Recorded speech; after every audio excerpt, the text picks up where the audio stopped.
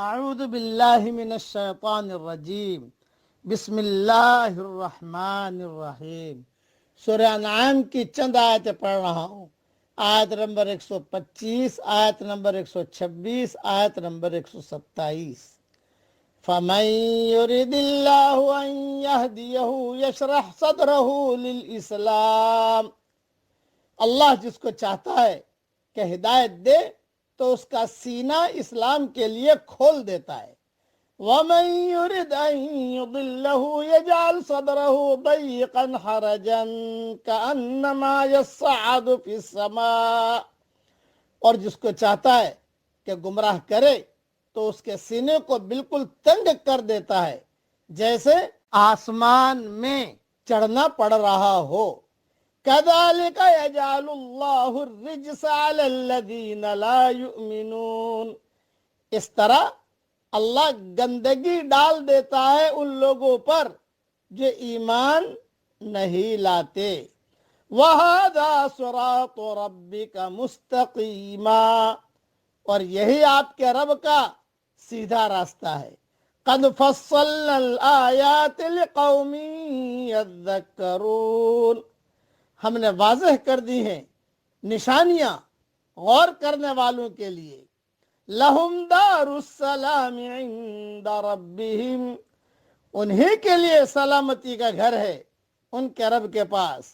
وَهُوَ وَلِيُّهُمْ بِمَا كَانُوا يَعْمَلُونَ، اور وہ ان کا مددگار ہے اس عمل کی وجہ سے جو وہ خود کرتے رہے۔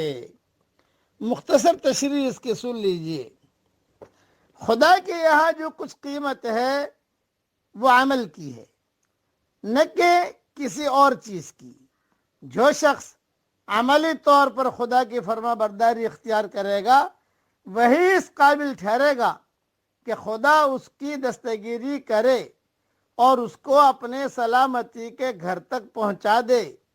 یہ سلامتی کا گھر خدا کی جنت ہے، جہاں آدمی ہر قسم کے دکھ اور آفت سے محفوظ رہ کر ابدی سکون کی زندگی گزارے گا۔ خدا کی یہ مدد افراد کو ان کے عمل کے مطابق موت کے بعد آنے والی زندگی میں ملے گی، لیکن اگر افراد کے قابل لحاظ تعداد دنیا میں خدا کی فرما بردار بن جائے تو ایسی جماعت کو دنیا میں بھی اس کا ایک حصہ دے دیا جاتا ہے۔ اس لیے اللہ تعالیٰ کے احکامات کو پورا کرنا اور اللہ تعالیٰ دین کے لیے اپنے سینے کو کشادہ کرنا، ہر وقت حق مانگتے رہو، ہر وقت اللہ سے کہو اللہ مجھے حق دے، مجھے حق دے، مجھے حق دے، تو اللہ تعالیٰ پھر اسے محروم نہیں کرتا۔ اب پڑھ لیجیے میرے ساتھ۔ یا سلام ادخلنا دارک دار السلام، اللہ تعالیٰ یہ دعا ہم سب کے لیے قبول فرمائے، آمین۔ وآخر دعوانا ان الحمد للہ رب العالمین۔